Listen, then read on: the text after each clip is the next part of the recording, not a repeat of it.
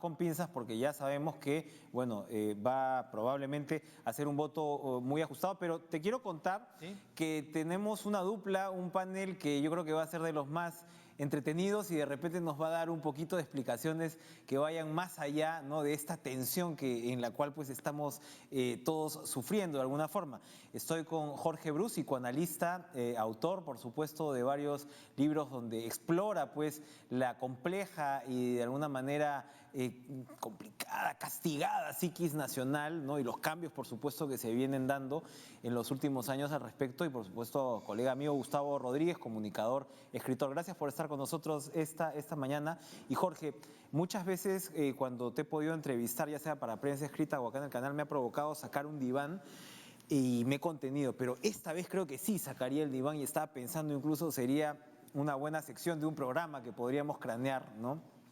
Sí, Claro. El claro. periodista o el Perú en el diván, ¿no? Y como pocas veces una elección da para mucho. Siempre todo el tema del abordaje psicológico y psiquiátrico de los personajes ha ganado mucho terreno, pero particularmente en una campaña se vuelve muy importante. Cuando uno habla con un ciudadano de a pie cualquiera, ¿cuánto importa lo que proyecta el candidato, ¿no? O sea, desde la calidez o la cercanía, ¿no? Es cierto, ¿no?, cuando este cliché, ¿no?, del que se habla de a qué candidato le confiaría a su hijo o a su hija, ¿no?, a quién le prestaría plata, en el votante tiene realmente una importancia muy grande lo que el candidato proyecta, desde la personalidad nerviosa de repente hasta los chicharrones y cómo reacciona, ¿no?, frente al abordaje del público. ¿Cómo has visto esta campaña tan sui generis, tan atípica en ese sentido de la relación del candidato con sus electores? Si bien es usual, Enrique,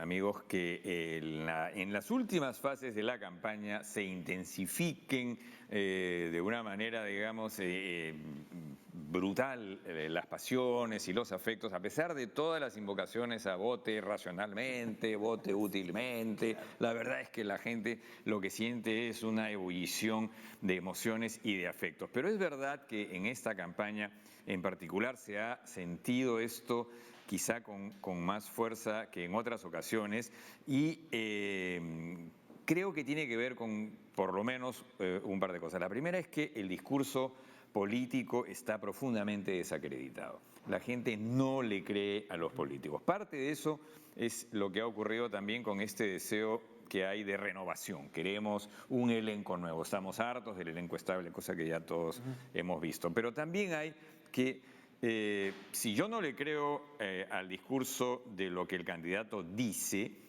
entonces me fijo en otras señales, me fijo en su lenguaje corporal, me fijo en sus afectos, me fijo en que si come o no come lo que le ofrecen, en su sonrisa, en sus gestos y en sus actos, y a partir de ahí se producen o no tanto identificaciones como rechazos y, como tú bien has dicho, proyecciones. Yo me reconozco en este candidato o candidata, porque ese es un elemento fundamental de esta elección, es que por primera vez en la historia del Perú hay la posibilidad de que a la segunda vuelta pasen dos mujeres, ¿no? No sabemos. Ya hemos tenido una mujer y un hombre, ¿no es cierto?, en la elección pasada, y esta vez podrían ser dos mujeres, pero es verdad, se necesitaría no uno, sino muchos divanes. Gustavo, cuando hablamos de mensajes y cuando hablamos precisamente de la posibilidad de dos mujeres que pasen a la segunda vuelta, fuera de cámaras discutíamos que en realidad tanto Keiko Fujimori como Verónica Mendoza, independientemente de la ubicación política y de los afectos y pasiones a los cuales se refería Jorge, independientemente de eso, yo creo que han sido buenas candidatas en términos comunicacionales dentro de lo que había en la cancha. ¿Tú qué opinas al respecto? Yo creo que son candidatas aplicadas, tienen en sí, o sea, si quitas los partidos, si quitas toda la ideología que pueda haber en el análisis, el hecho de que sean mujeres también conlleva que se piense, se las asocie con novedad, porque es verdad lo que dice Jorge, lo que más quiere el elector peruano es novedad. Nunca, como en estas elecciones, se cumple aquello que alguna vez dijo Mitterrand, que todo candidato presidencial debe ser un héroe creíble del cambio, ¿no?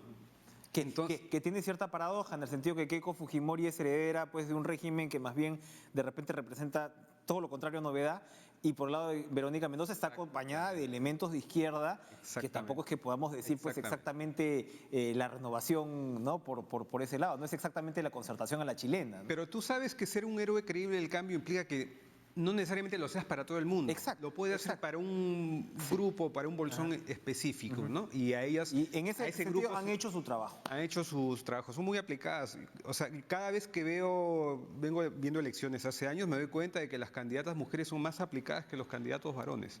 Sí. Ahora, Sí. solamente para terminar Sí, claro. un tema, el hecho de que, y de repente Jorge lo puede refrendar, ¿no?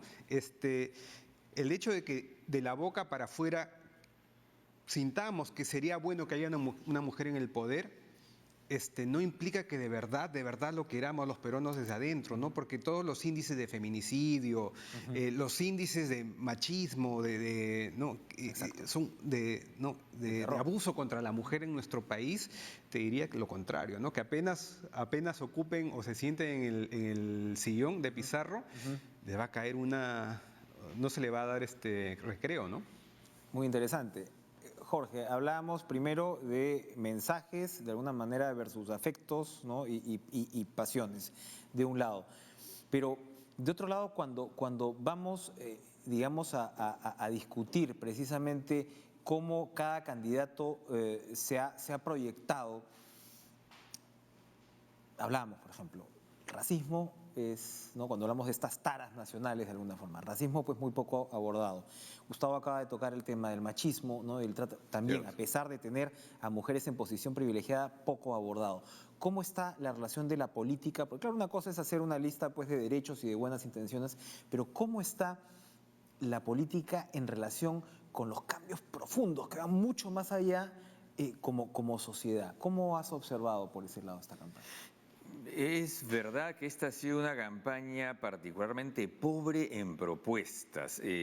Una serie de razones, de externalidades, como dicen creo que los economistas, negativas, como por ejemplo esta confusión de leyes y la intervención continua de las autoridades electorales, ha generado un clima de inestabilidad y de malestar que ha hecho que incluso importantísimos medios internacionales como The Economist hablen de una farsa, ¿no? Y Luis Almagro de la OEA que haya dicho que son elecciones semidemocráticas.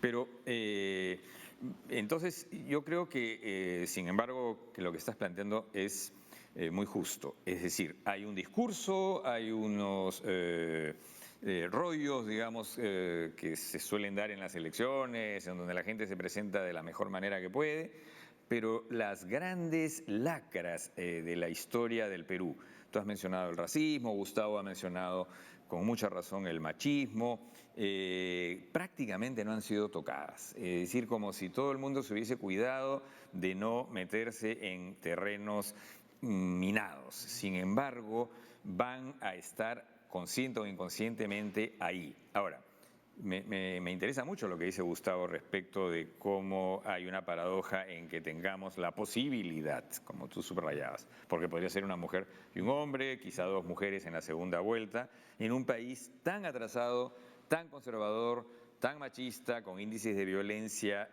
contra la mujer altísimos a nivel latinoamericano. Yo lo que creo es que hay ahí una gran ambivalencia, ¿no? Es decir, como si los peruanos estuviesen diciendo,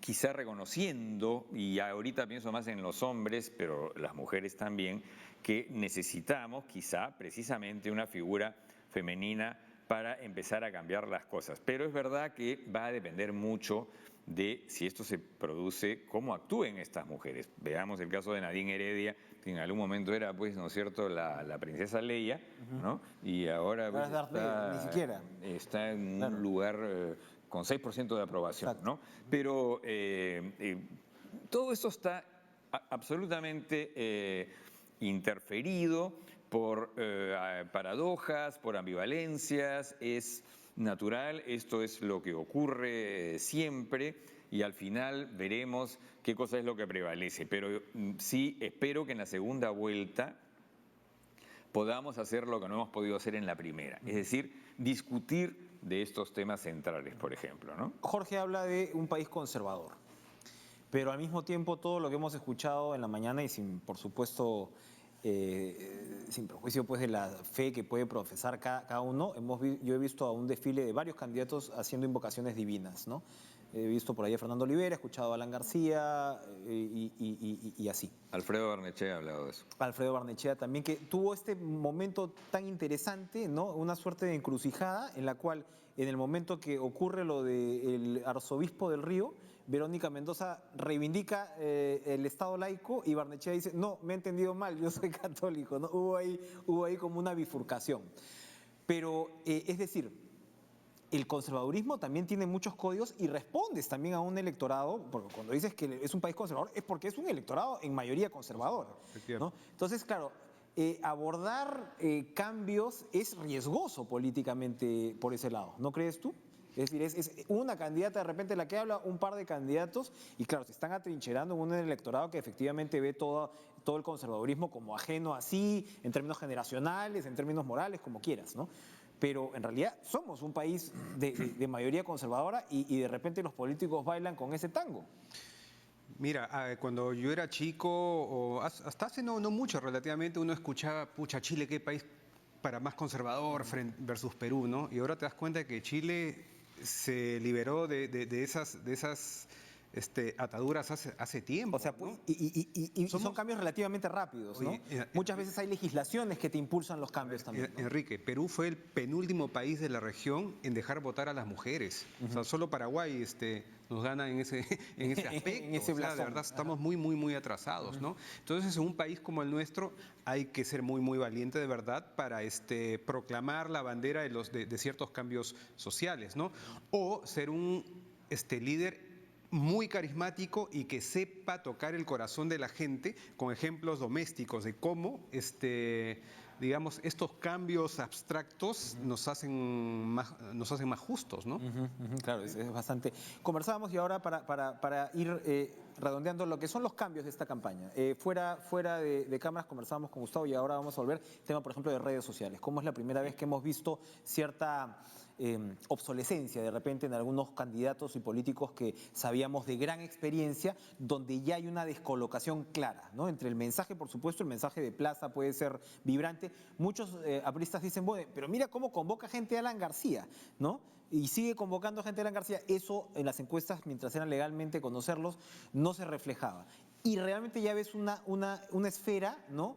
Que cambia. Hablábamos, varias veces hemos repetido el ejemplo de Julio Guzmán. Tenía esta intención de voto, ¿no? Que por supuesto sabemos pues, que no estaba fidelizada, ni mucho menos, pero no podía llenar una plaza pública, ¿no? Es decir, la política se lleva a cabo en diferentes esferas y ahí ya se ve un recambio generacional. ¿Tú lo crees así? Absolutamente. Los grupos, las masas contemporáneas están en las redes sociales. En el Perú tenemos una penetración importante de Internet.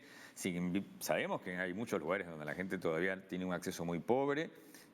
Hablaba con Roberto Mores sobre Caballococha, en donde dice que él caminaba por la calle y veía, porque las puertas están abiertas por el calor en la frontera entre Perú, Colombia y Brasil, como en todas las casas estaban escuchando a las 6 de la tarde al fondo hay sitio. Es decir, que hay todavía diferentes niveles, digamos, ¿no? Pero yo sí creo que las redes sociales ya en todas partes empiezan a ser decisivas y quien no sabe moverse ahí está perdido. Y efectivamente, por ejemplo, tú citaste a Alan García, yo he visto que casi todos sus tweets era inauguré esto, hice esto, no interactuaba con la gente, ¿no? A diferencia de otros candidatos que interactuaban un poco más.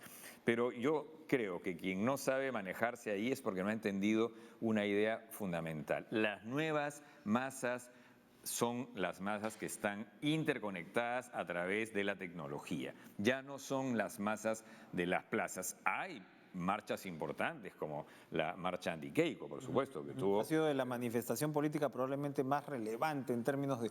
Muy irónico que no fuera a favor de un candidato, sino Sin en contra, embargo, ¿no? ¿qué pasó en esa marcha? Muchísima gente la estaba retuiteando con sus celulares, la estaban pasando en videos, en fotos, en comentarios, etcétera. Es decir, que hay una sinergia que se produce. Si la marcha no hubiese tenido eso, es decir, la presencia de las redes sociales hubiese tenido muchísimo menos impacto. Entonces yo creo que quien no comprende, quien no se maneja Ustedes han innovado, dicho sea de paso, de una manera extraordinaria Ahí está. tecnológicamente Sí, claro que sí, está. acá, ¿no? Sí, bastante contento. Y en buena hora, de verdad que lo necesitaban.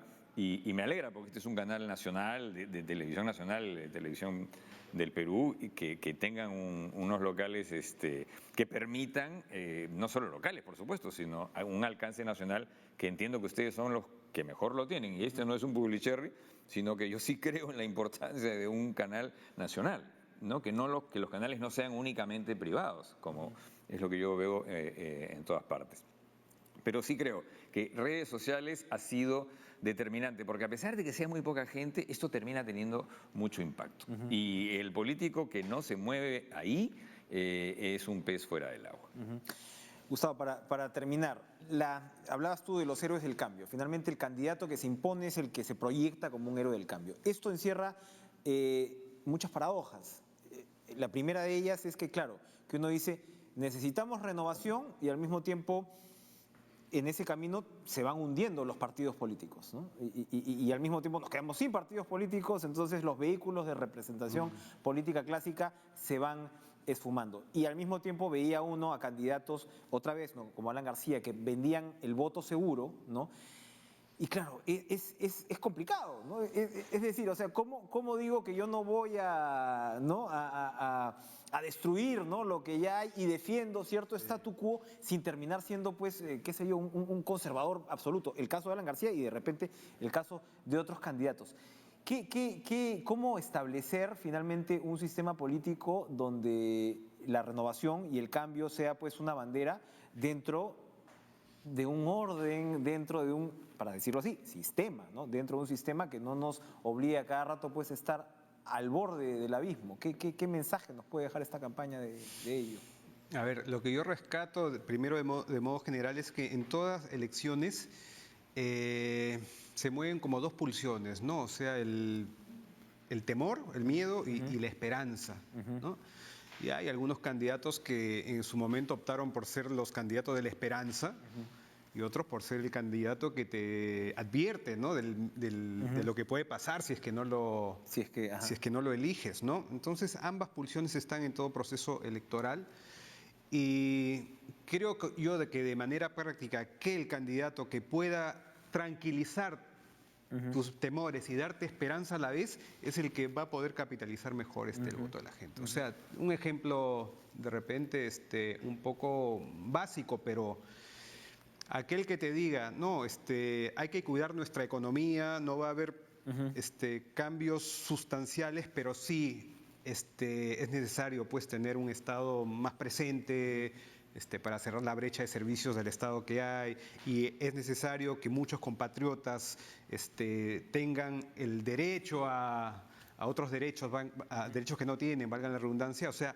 un discurso conciliador finalmente es lo que más necesita el país ahora. O sea, lo hemos visto. O sea, Jorge hablaba acerca de la importancia de las redes sociales y más de la mitad de las... ¿Qué más de la mitad? O sea, el mayor porcentaje de discusiones que se ve está cargado de una energía terrible. Entonces, no, lo ves dentro de las mismas familias, ¿no? Exactamente. O sea, Entonces, aquel candidato que finalmente pueda dar un discurso conciliador, que es lo que más necesita el Perú, probablemente tenga un plus en la segunda vuelta. Muy bien. Jorge Bruch, Gustavo Rodríguez nos han acompañado, pues, esta tarde crucial. Muchas gracias por sus comentarios. Gracias a ustedes. Sus reflexiones. Ha sido una pausa de mirar el país de repente más hacia adelante y ya entramos, pues, prácticamente a la 1:20 últimos de esta jornada electoral antes que se cierren las urnas y podamos, pues, conocer estas primeras encuestas que, como decíamos, Nico, van a movernos así en terrenos pantanosos. Tenemos que ir con mucho cuidado. Hemos tenido más experiencias, ¿no? Así es que mejor con cuidado, efectivamente, con mucha calma. A las 9 de la noche, a diferencia de otros procesos, creo que lo ha prometido Mariano Cucho, vamos por el 20 o 30%. Ahora, con un mayor número de voto electrónico, Enrique,